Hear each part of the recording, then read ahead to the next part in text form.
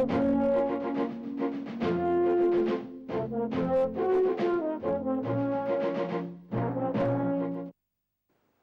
unité qui désormais ne dépend plus de forces étrangères, il nous appartient de la forger nous-mêmes dans un même élan patriotique. Il ne s'agit plus là d'une rubrique inscrite dans un programme de parti, mais d'une volonté profonde qui doit rester sans cesse présente dans les cœurs de chacun des hommes de notre pays, quelle que soit leur idéologie, leur religion ou leur groupe ethnique. Le leitmotiv politique d'Amadou Ahidjo, c'était l'union nationale, l'unité nationale. Alors, à chaque discours, il parlait de l'unité nationale, de l'union nationale, de l'intégration des Camerounais. Au commencement était le discours. La paix restaurée dans le pays, il fallait réorienter le Cameroun vers le développement comme tâche prioritaire. Mais ces structures trop lourdes restaient un handicap. D'où l'idée d'instituer une république unie. Et cela commence par un discours retentissant prononcé le 6 mai 1972. L'unité nationale veut dire, comme je l'ai souvent affirmé, que tous, nous devons nous considérer d'abord comme les enfants, comme les citoyens d'une même patrie, d'un même pays.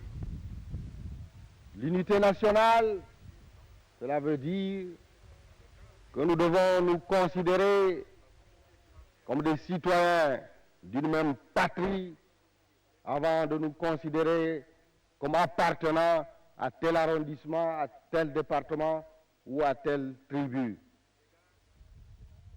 L'unité nationale, cela veut dire que nous devons bannir les luttes tribales, les luttes d'influence. Le 6 mai 1972 était d'abord, comme je vous disais, une grande journée, mais une journée d'inquiétude, de panique pour une grande partie de notre élite. Et c'est une journée aussi de joie pour l'ensemble du pays. Pourquoi panique? Parce que cette journée, là où nous sommes tous réunis, quand le président de la République annonçait qu'il décidait de supprimer l'État fédéral pour essayer de mettre la République unie du Cameroun, ceci a semé la panique sur d'abord tous les gouvernements des États fédérés. Effectivement, les premiers ministres des États fédérés tombés, leur cabinet tombé. Effectivement, les assemblées législatives des États fédérés tombées, leurs députés tombés, et ceci est un désarroi. Mais il y a aussi une journée d'espoir, parce qu'avec la renaissance de la République unie du Cameroun, à ce moment-là, on sentait qu'il n'y aura plus de clivage, ni dans le gouvernement, ni dans les assemblées.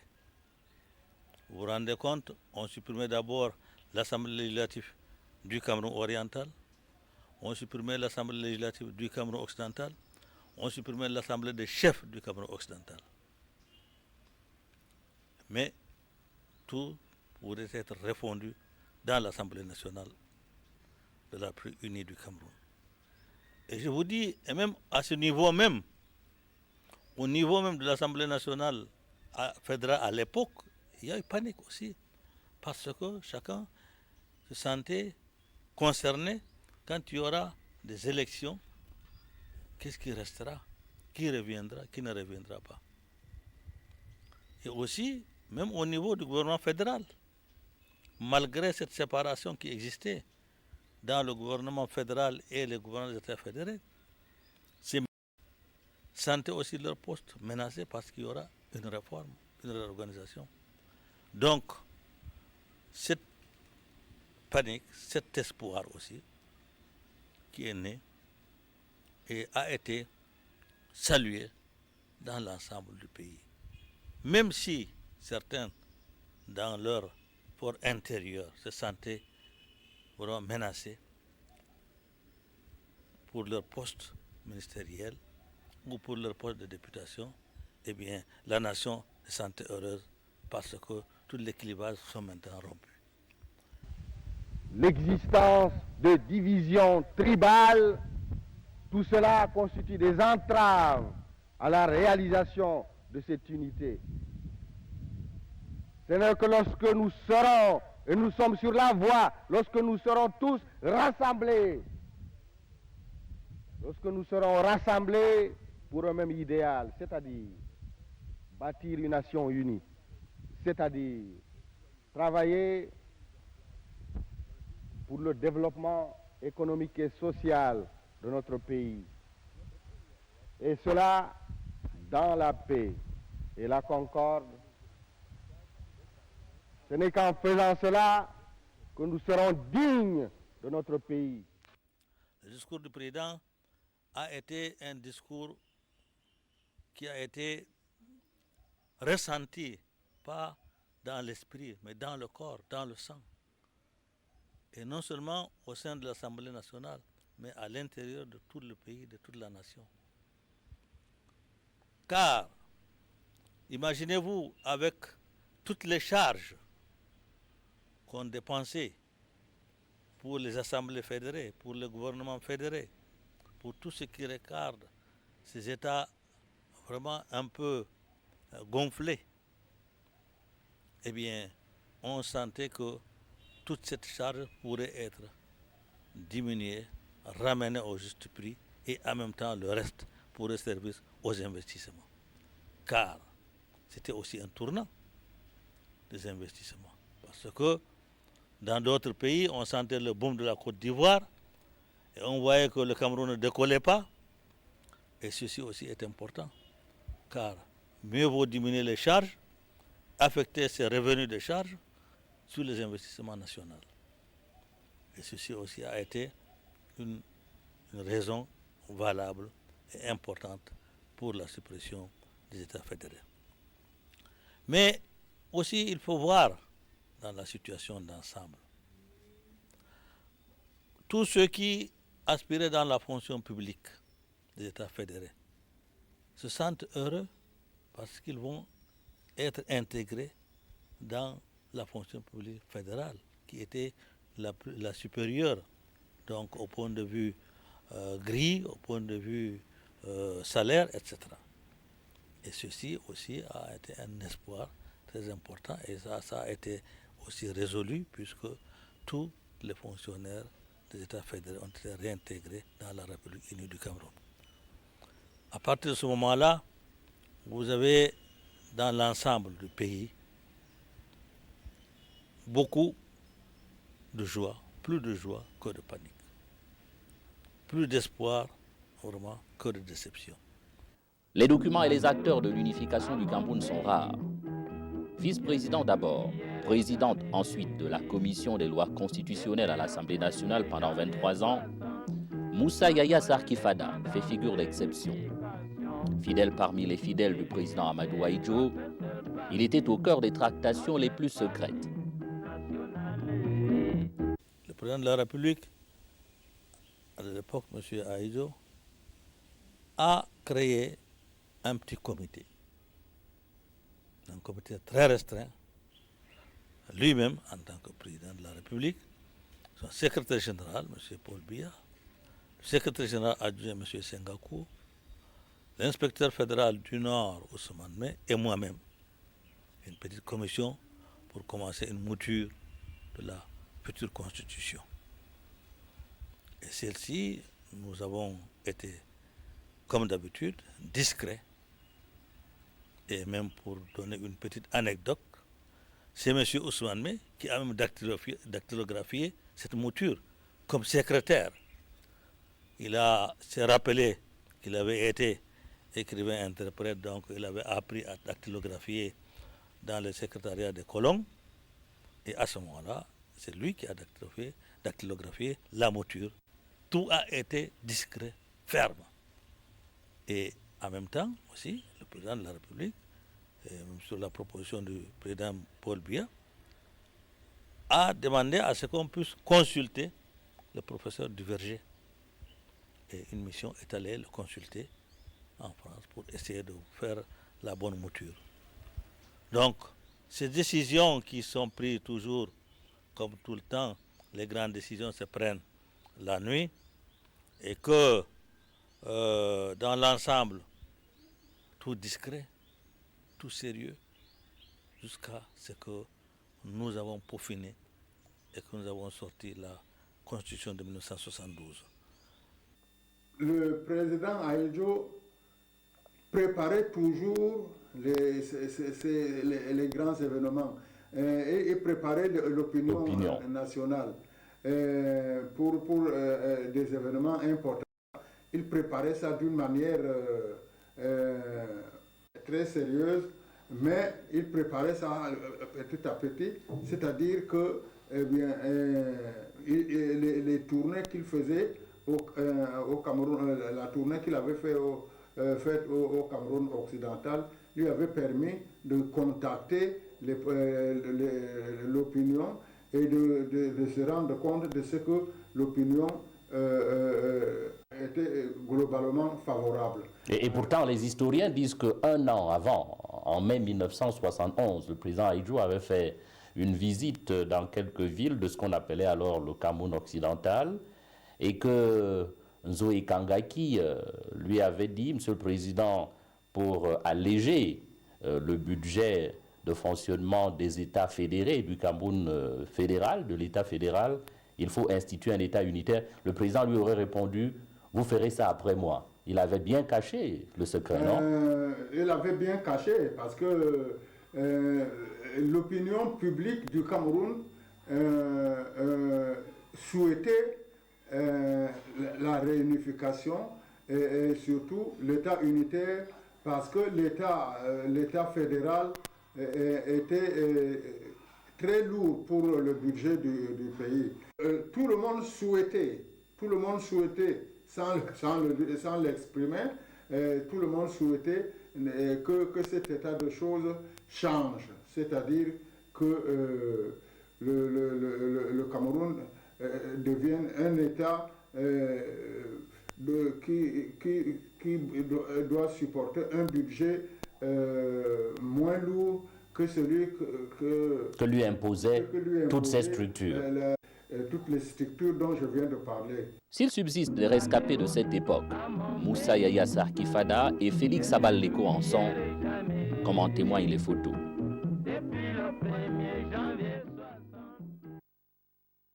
Conscient de mes responsabilités à l'égard de la nation et devant l'histoire, décidé de consulter par voie de référendum le peuple camerounais, souverain et maître de son destin, sur l'institution immédiate d'un État unitaire.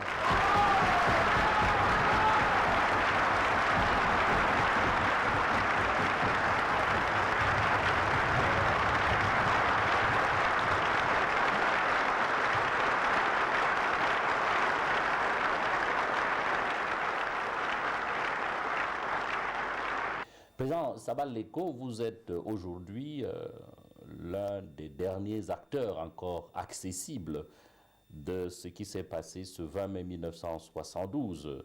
Il y en a certains encore, le président Paul Biya lui-même, naturellement, mais aussi Moussa Yaya, Enoch Wayep, Jean Kecha et probablement quelques autres. Mais le cercle, il faut bien le reconnaître, se réduit. Que vous disiez-vous entre vous? Quel contenu donniez-vous à la notion d'unité? Le Cameroun uni, pour nous, c'était d'abord une nécessité. Une nécessité parce que avec, nous avons obtenu notre indépendance.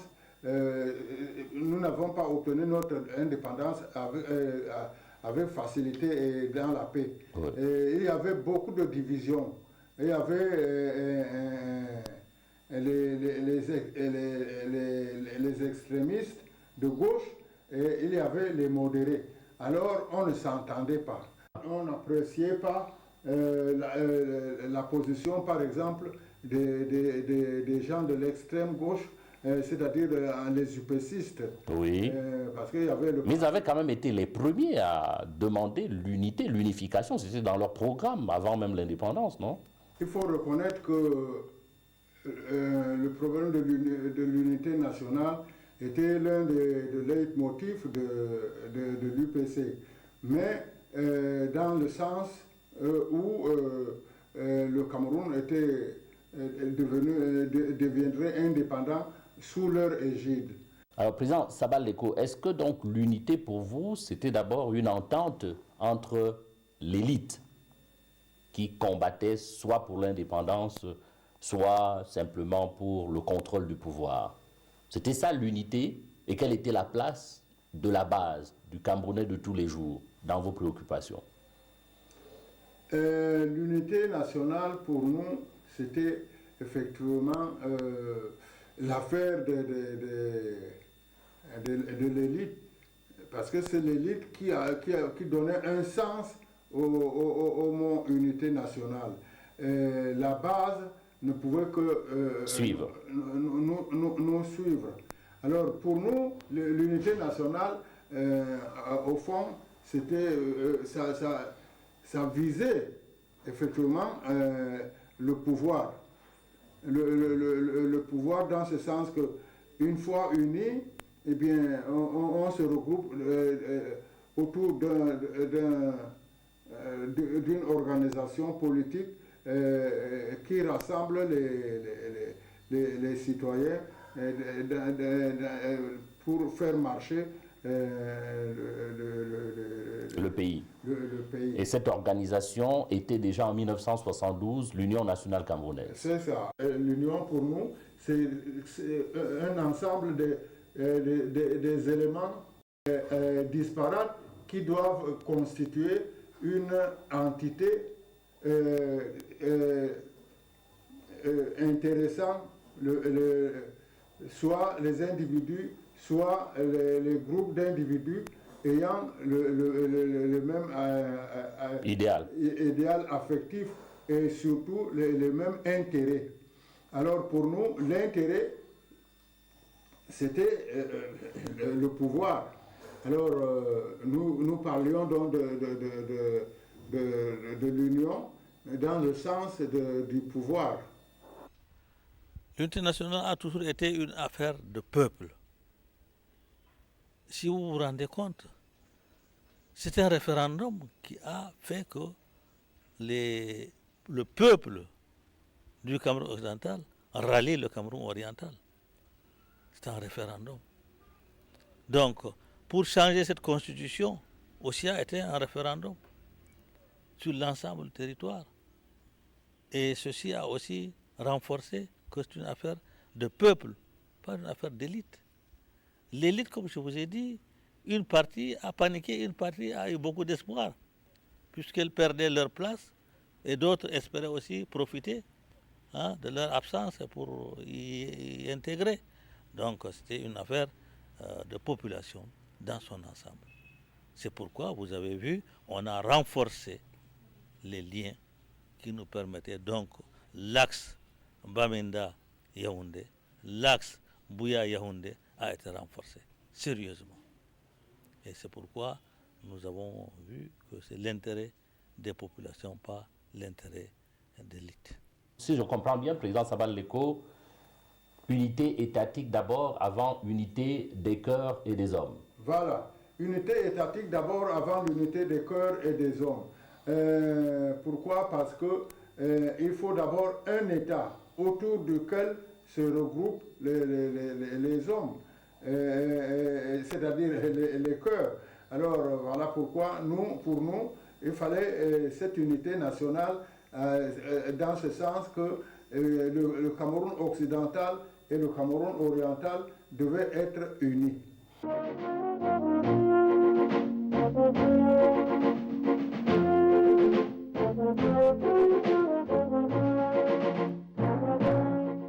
Sabal Leko, on va marquer une pause en écoutant le Camerounais de tous les jours que nous avons rencontré ici à Bertois. Il apprécie à sa manière le chemin parcouru entre l'idéal d'unité nationale tel que vous l'avez défini en 1972 et la réalité d'aujourd'hui. Oui, je suis à Berthois depuis 15 ans et je me sens très bien à l'aise à Berthois. La communauté autochtone de Berthois est très réceptive à tous les étrangers qui peuvent s'implanter à Berthois. Je me sens très bien et j'ai été même sollicité dans le temps pour être conseiller municipal. L'unité nationale en tant que telle, je pourrais apporter une autre explication. C'est que les autres communautés qui vivent avec la communauté villageoise ou autochtone de l'Est, l'intégration n'est pas évidente, mais il s'agit beaucoup plus d'une coexistence pacifique entre plusieurs tribus.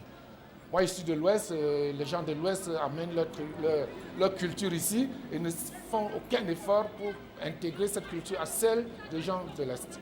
Depuis 4 ans que je suis ici, je n'ai vraiment pas de problème avec les autochtones ici, parce que je me sens vraiment chez moi ici, étant d'ailleurs originaire du département du Rognon. Je n'ai vraiment rien à reprocher de ça aux gens qui sont ici. Nous nous retrouvons avec des communautés venant des horizons différents qui vivent en harmonie. Et c'est ce vécu quotidien qui peut nous permettre d'affirmer que l'unité est en train de se vivre. L'unité devient de plus en plus, chaque jour, une réalité. Nous avons parcouru un certain nombre de contrées dans ce pays et chaque fois qu'on s'est retrouvé quelque part dans notre métier, dans notre travail, on a toujours travaillé comme si on était exactement dans notre village ou dans notre ville. Et surtout, d'une manière ou d'une autre, les gens nous ont accueillis sans véritablement vous rejeter. Je pense sincèrement que l'unité nationale au Cameroun, c'est une réalité. Est-ce qu'on est à plus de 300 tribus qui cohabitent aujourd'hui pacifiquement? Au lycée classique, enfin, dans mon lieu de service par exemple, on a des professeurs qui viennent d'horizons divers. Nous avons les professeurs de l'Ouest, du centre, de l'Est, des anglophones qui enseignent l'anglais, donc il n'y a pas de problème. Quand on est dans la ville, il peut arriver qu'on se retrouve avec par exemple des voisins qui sont anglophones, on essaie de dire quelques mots en anglais, même comme on n'est pas...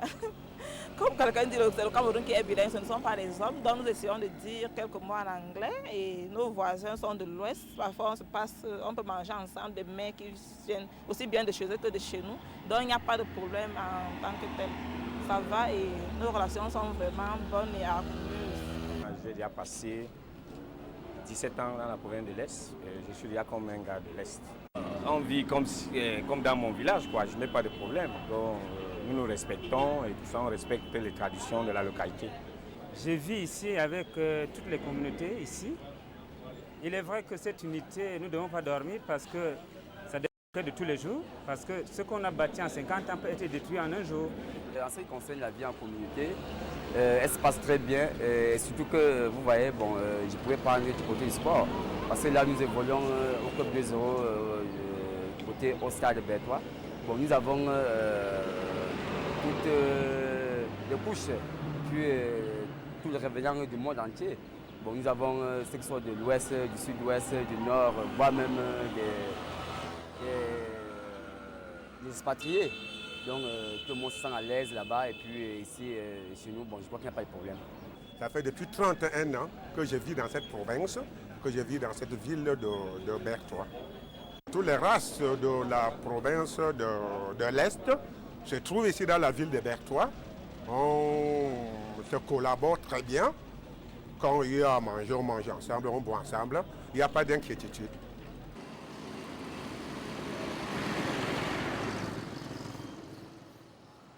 Président Sabaleko, vous avez écouté ces Camerounais. Je voudrais qu'on s'arrête un moment sur quelques opinions émises, notamment cette opinion qui veut que ce soit, dans le cas de Berthois, ceux qui viennent de l'extérieur qui doivent faire l'effort d'intégration. Est-ce que c'est comme ça que vous perceviez les choses?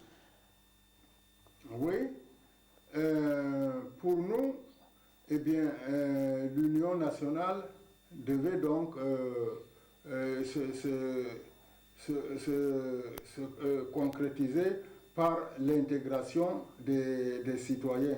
qu'ils soient de l'Est, qu'ils soient de l'Ouest, qu'ils soient du centre, qu'ils soient du Nord, les citoyens camerounais devaient être unis. Donc, l'intégration nationale. Mais l'effort doit être partagé. Les uns doivent aller vers les autres. Oui. Ce n'est pas cela? C'est tout à fait cela. C'est-à-dire les uns doivent aller vers les autres. Voilà pourquoi pour l'UNC, l'Union nationale camerounaise, eh bien, chaque Camerounais est libre là où il se trouve. Là, chaque Camerounais peut résider partout où il veut. Parce que le territoire national appartient à tous les Camerounais.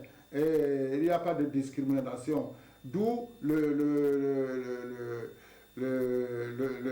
l'idée d'intégration nationale des Camerounais, c'est-à-dire qu'ils doivent ils doivent se retrouver ensemble partout où ils se trouvent, où ils sont. Et que chacun se sente un peu chez lui, quel que soit le lieu de son affectation. Où il se trouve. Oh, oui.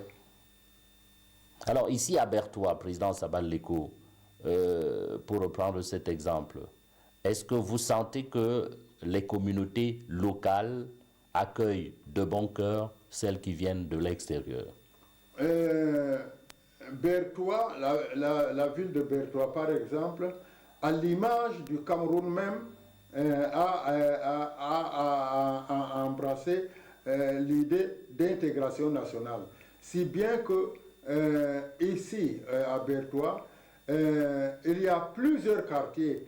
Quartier Aoussa, quartier Bamileke, quartier anglophone. En fait, presque toutes les tribus se trouvent à Bertoua. Et c'est un truiste de dire que Bertoua est une ville cosmopolite qui reçoit, qui accepte et qui abrite toutes les ethnies venant de tous les coins. Et on va même plus loin, c'est-à-dire qu'il n'y a pas que les Camerounais, il y a même des étrangers dans Bertoua, des non-Camerounais. On a même vu ici un maire dont la filiation remonte à très loin, hors du Cameroun. Voilà, c'est ça. De telle sorte que Bertoua est une ville où vous trouvez toutes les tribus. Toutes les composantes du Cameroun. Les composantes du Cameroun qui se coudoient sans problème, sans distinction de provenance. Bertoua est une ville qui accueille tout le monde. Tout le monde. Président Sabal Leko, je voudrais que vous commentiez également cette déclaration que nous avons entendue tout à l'heure, à savoir que c'est le Cameroun qui est bilingue, ce ne sont pas forcément les Camerounais qui sont bilingues. Je ne pense pas que ce soit comme ça, parce que le gouvernement camerounais, l'un des leitmotifs du gouvernement camerounais, c'est que le bilinguisme soit une réalité. Une réalité nationale. Puisque... pas seulement dans un discours. Partout, dans les discours, le président Biya, par exemple, insiste là-dessus, et dans les administrations, tout est écrit en français et en... C'est vrai que ce n'est pas toujours systématique, ce qui est dommage. Ce n'est pas toujours systématique. Il y a la formation, il y a le bilinguisme, il y a les cours de français et d'anglais qui se donnent à Yaoundé pour les ministres, pour les députés, pour les simples citoyens. Pourquoi? Parce que il faut l'idée que tous les Camerounais deviennent effectivement bilingues. Donc ce n'est pas, moi je pense que ce n'est pas seulement une affaire de Cameroun, mais c'est une affaire de tous les citoyens camerounais. Et des citoyens comme Sabal Leko, qui ne parlent pas anglais, parce que nous n'avons pas eu le temps d'apprendre la langue. Ce n'est pas notre faute, c'est notre malheur. Eh bien, c'est très regrettable, parce que maintenant, toute la jeunesse camerounaise, le gouvernement et les services publics, les responsables des services publics, tout le monde est bilingue. Donc le bilinguisme est une affaire nationale, effectivement, ici au Cameroun. Ce n'est pas seulement le Cameroun, mais les citoyens camerounais considèrent comme un idéal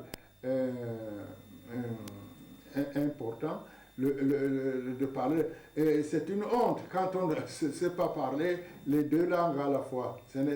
C'est une honte. On déplore cet état de choses quand on n'arrive pas à parler les deux langues officielles à la fois. Je ne me dissimule pas que l'on puisse s'interroger sur le sort du bilinguisme et du pluriculturalisme au sein du nouvel État. Je déclare solennellement que l'un et l'autre doivent être maintenus et développés parce qu'ils constituent des instruments de notre ouverture au monde et surtout que désormais, ils sont partie intégrante de notre héritage historique et forment des traits originaux de notre personnalité nationale. Je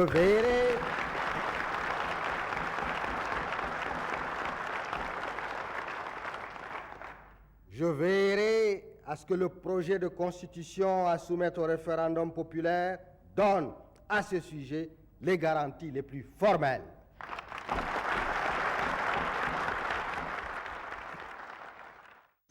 Cette réforme a également donné la possibilité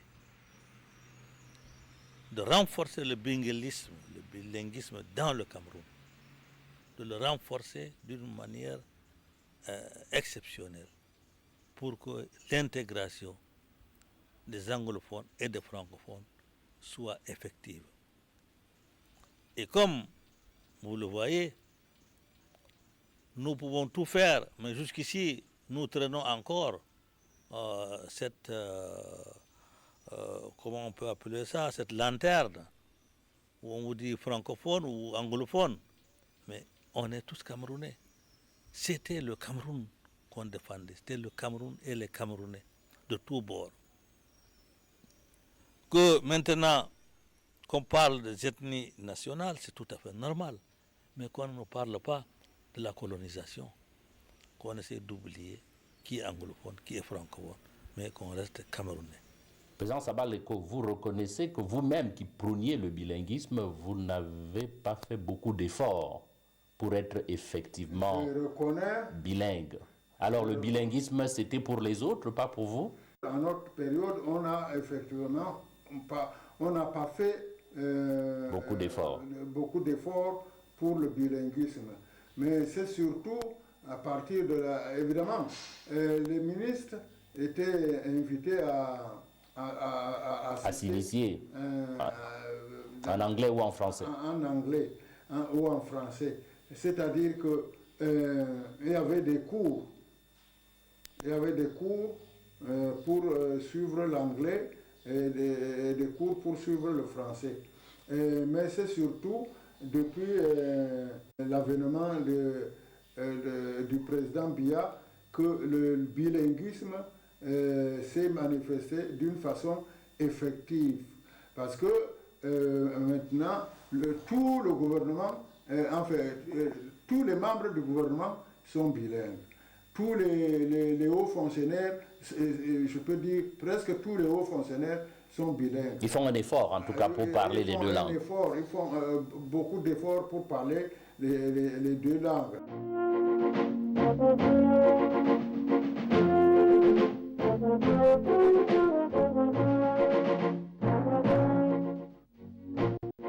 Président Sabal Eko, nous avons écouté les Camerounais pour vérifier un peu ce qui a été fait entre le discours et la pratique de l'unité. Je voudrais vous inviter à relire quelques passages de Pour le libéralisme communautaire, voir un peu les propositions que formulait le président et ce qui a été fait dans la mise en pratique de ces propositions. Il formule notamment 3 propositions que je vais vous prier de commenter. Sur l'unité nationale, la première proposition du président est la suivante: Le brassage des populations étant un facteur de fraternité et d'union, le RDPC entend œuvrer à la fois pour une circulation plus accrue des Camerounais à l'intérieur de leur pays et pour la promotion des unions interethniques.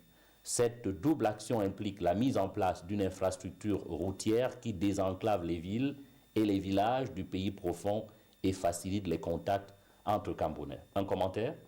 Oui, je dis que le brassage des Camerounais est une nécessité.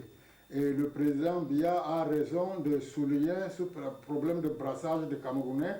Et ce brassage se fait effectivement au Cameroun actuellement. Comme vous pouvez le constater tous les jours à Bertoua. C'est ce que je constate tous les jours dans ma vie quotidienne à Bertoua. Il y a vraiment ce brassage.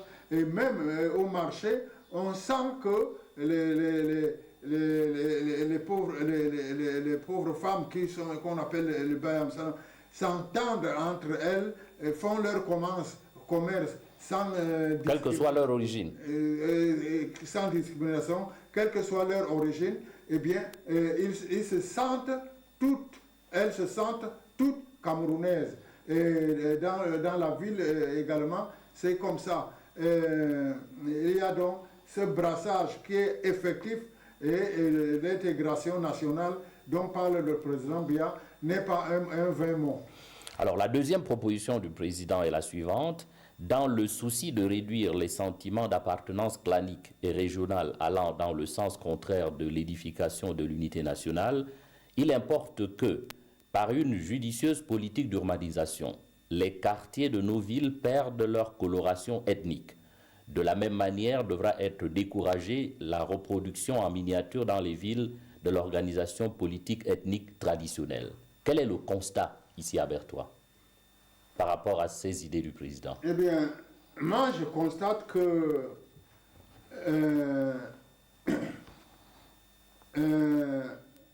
à Bertoua, par exemple, il y a plusieurs quartiers, mais les habitants de Bertoua vivent indifféremment dans ces quartiers. Ah bon, vous voulez dire que dans le quartier Aoussa, on trouve des ressortissants? Il y a prédominance d'ethnie dans certains quartiers. Ainsi, par exemple, ça c'est la tradition, on n'y peut rien. Il y a un quartier où on ne trouve que les musulmans, les originaires du Grand Nord. C'est normal, ces compatriotes-là aiment se retrouver ensemble. Mais est-ce que cette prédominance implique l'exclusion des autres? Non, il n'y a pas l'exclusion des autres. C'est-à-dire que même s'il y a un Bamileke qui veut vivre dans le quartier musulman, ou bien un Baya, il n'y a pas de problème. Ou un Ewondo, un Beti, vivre dans le quartier des musulmans, il n'y a vraiment pas de problème. Et ici, il y a les quartiers Banvele, par exemple. Que vous m'avez montré là tout à l'heure. Je vous ai montré. Eh bien, dans le quartier Banvele, ça c'est parce qu'il y a une majorité de Banvele. Autrement, il y a toutes les ethnies dans ce quartier Banvele. Il y a le quartier Tigaza, il y a le quartier Tigaza qui est essentiellement Bamileke, mais il y a les autres tribus qui sont dedans. Ici, nous sommes à Mokolo. Est-ce que Mokolo est un quartier intégré? Un quartier intégré. Ici, nous sommes à Mokolo, là où nous parlons. Alors, Mokolo, par exemple, c'est le quartier, c'est un quartier résidentiel où il y a toutes les ethnies qui... ici, il n'y a pas que les autochtones. Normalement, c'est les autochtones. C'est le quartier des autochtones. Mais il y a toutes les tribus qui résident ici. Alors moi qui viendrais de loin, est-ce que vous me donneriez facilement un lopin de terre à Mokolo? Eh bien, le problème est que les terres sont tellement occupées à Mokolo qu'il n'y aurait pas de place. S'il y avait de la place, eh bien, je vous donnerais facilement un lopin de terre à Mokolo, sans problème. Comme je disais tout à l'heure, c'est un quartier où se trouvent presque toutes les ethnies du Cameroun.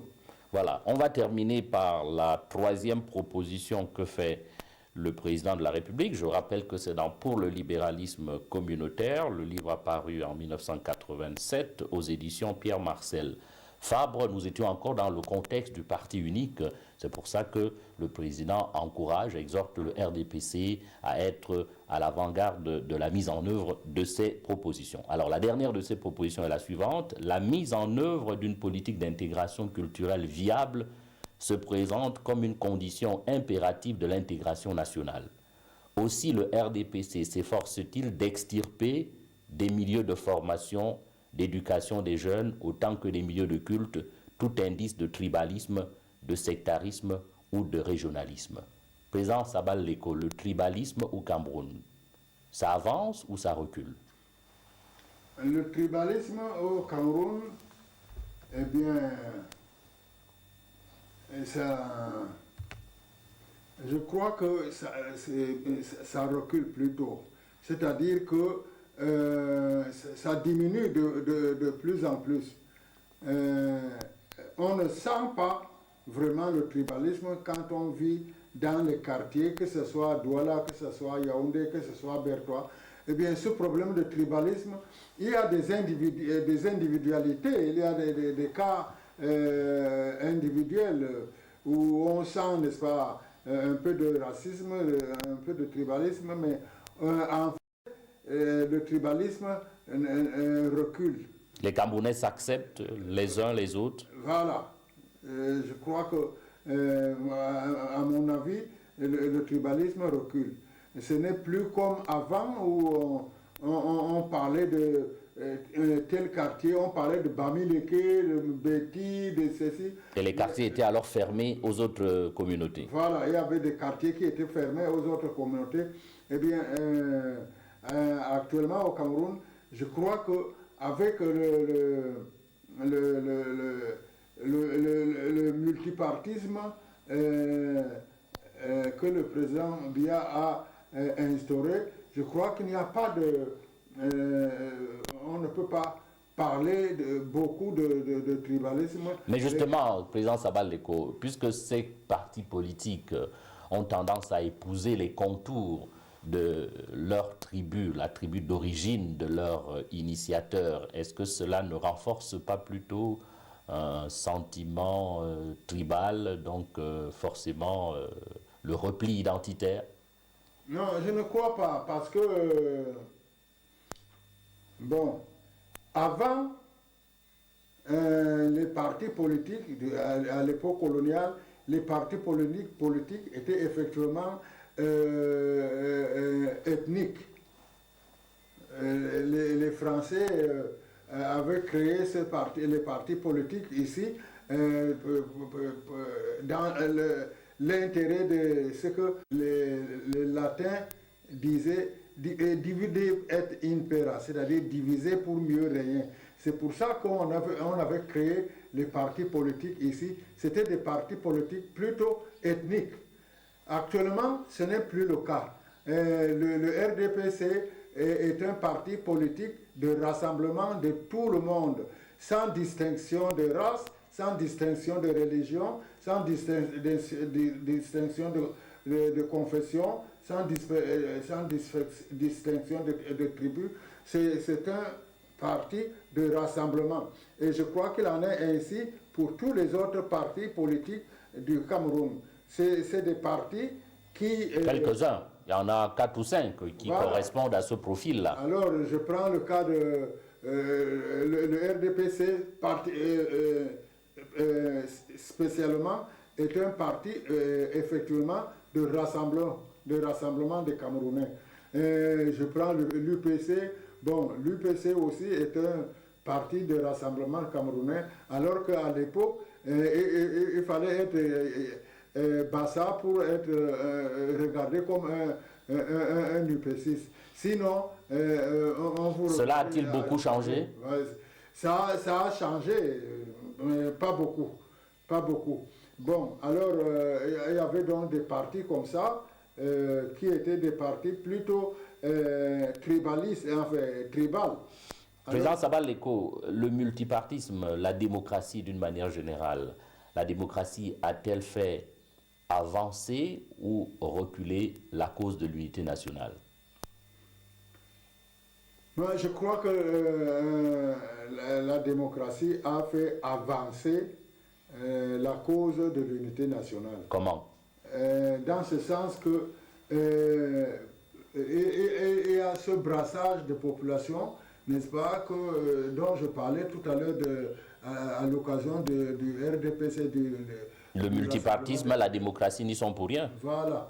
Alors, je pense donc que la démocratie a fait quand même avancer la cause de l'unité, parce que un parti politique, ce qu'il veut, c'est quoi? C'est le nombre de militants.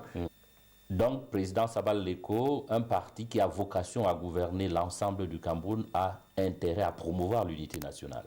Un parti qui a vocation à gouverner le Cameroun a intérêt à rassembler. Et c'est la raison d'être du Rassemblement démocratique camerounais qui... Vous prêchez pour votre chapelle, là? Oui, je prêche, c'est tout à fait normal. Mais parce que c'est l'exemple le plus frappant d'intégration nationale, d'union nationale. Parce que c'est un parti de rassemblement. Vous-même, président Sabal Leko, pour l'avenir, vous êtes inquiet ou plutôt optimiste par rapport à l'unité nationale au Cameroun?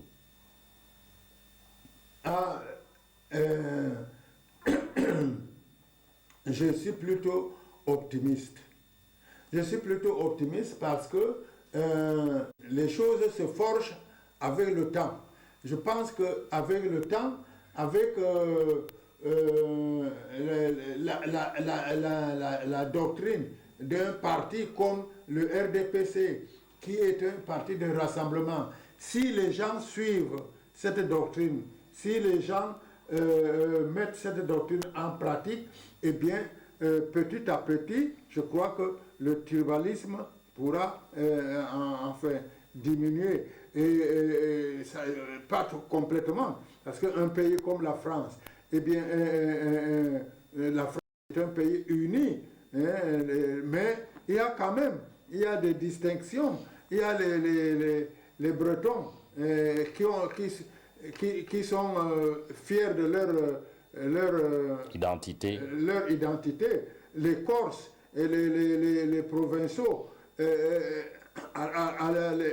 peux même dire les Alsaciens.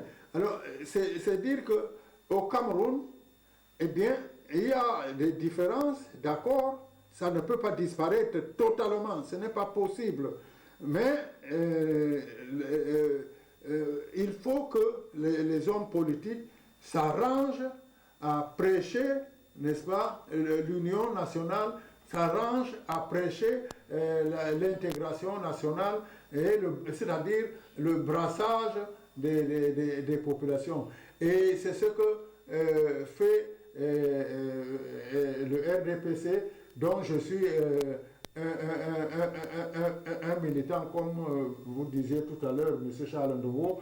Eh bien, je prêche parce que c'est un exemple qui doit être suivi par les autres partis politiques qui ne travaillent que pour leur clocher, pour leur... il faut leur laisser le temps quand même. C'est ça. Et il faut leur laisser le temps. Mais je crois que ça doit commencer. Ça doit commencer. C'est le premier pas qui compte. Et c'est ce premier pas. Mais depuis le président Aïdjo jusqu'au président Biya, eh bien, notre parti politique a toujours été un parti qui parle de l'intégration nationale, qui parle de l'unité nationale, qui parle de l'union nationale. Eh bien, il faut que tous les autres partis politiques fassent autant, sans attendre. Il ne faut pas attendre. Il faut dès maintenant en parler dans les discours politiques. Il ne faut pas laisser seulement le parti au pouvoir parler de l'intégration, parler de l'union, parler de l'unité nationale. Les autres partis politiques doivent aussi prêcher la même philosophie. La même chose. À l'échelle historique, notre pays est jeune. Il vient d'atteindre sa maturité. Il a constitué son unité dans des épreuves dont les cicatrices sont encore visibles.